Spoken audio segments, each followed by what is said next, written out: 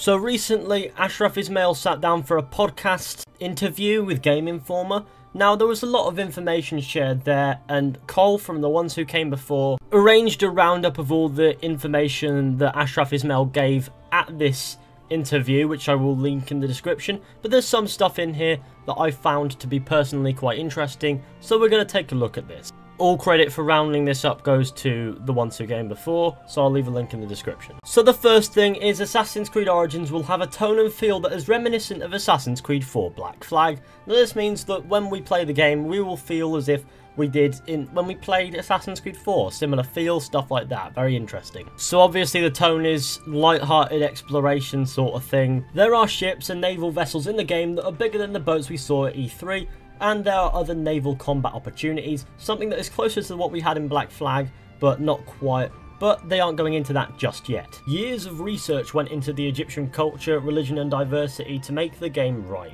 So in other words, they did their research before going into this project. This is good because this means we'll get an accurate representation of what we wanted, Assassin's Creed in Egypt. We want that, and we want it to be accurate, of course, and this is good that they've put the research in, so it will be.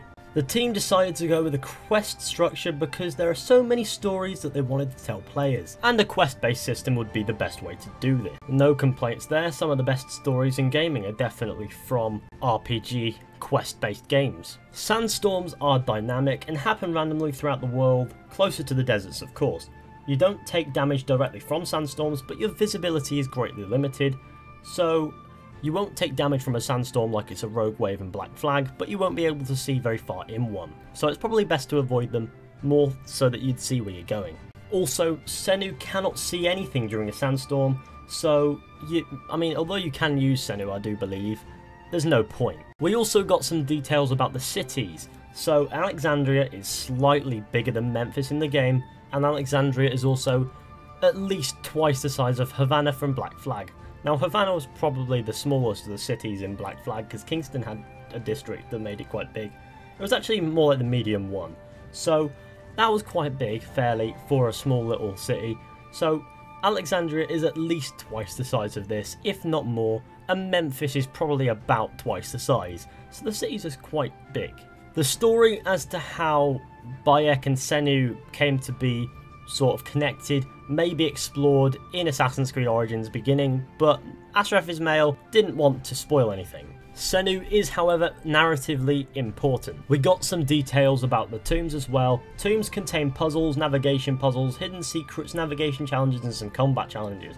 Some of the tombs contain traps, but there are many in the game. So that's interesting. The tombs sound quite diverse. There's a lot of opportunities for one tomb being different from another. That's stuff that I'm quite happy with.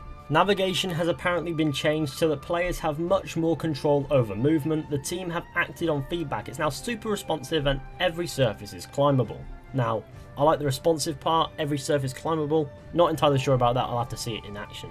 Also, in the combat in the E3 demos, people noticed that there was some janky dodging animations, which apparently Ashraf Ismail said that the dodge animation is being worked on based on the feedback received at E3. Ashraf Ismail also stated that he believes that the game today is already way more advanced than the alpha build that was shown at E3, which is good, I guess. Now moving on to some customization details. There are apparently multiple ways to upgrade and manage character customization. Loot is one way which weapons can be upgraded. Weapon upgrading can be done at a blacksmith's to increase level damage. The crafting system is a way to increase your defense, damage, stats.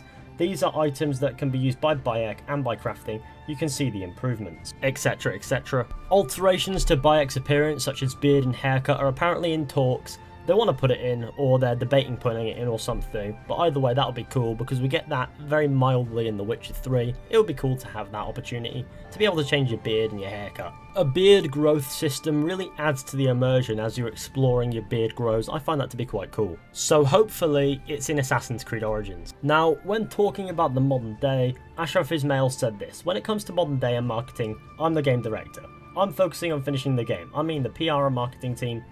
I'm actually not sure if they want to talk about it or when. We might, that's pretty much all I know. What I will say, one of the reasons we hesitate is because we know it's an important element for the series. We've read what our fans think about what they ask and what they wish for. Part of me kind of wants people to be surprised by it, to be allured by it.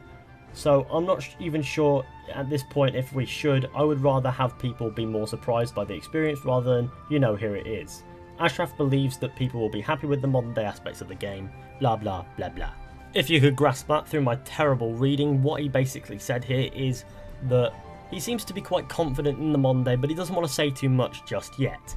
Every time Ashraf gets asked about the modern day, he does shoot it down in a way and doesn't go too into it, but what he does say is in a way that makes him sound fairly optimistic about it, as if there is something to talk about there for sure. So we know they're listening to fans, so there's a modern day story to be had there of some sort, so hopefully it's good. Ashraf does not go into the time span of the game, as it could spoil some plot points. So this means we could very well see that Amunet character kill Cleopatra. Forgive my terrible pronunciation. And the final thing of interest to talk about really was the day and night cycle. Ashraf Ismail said that the night time of the game lasts for quite a long period of time. All NPCs, animals, etc. have schedules that they might abide by. The day-night cycle lasts longer than in previous Assassin's Creed games to accompany for all these different cycles, so we get to see them, basically. So whereas in previous games we might see it cycle from day to night in about 30 minutes to 40 minutes, in this game it might take a couple hours.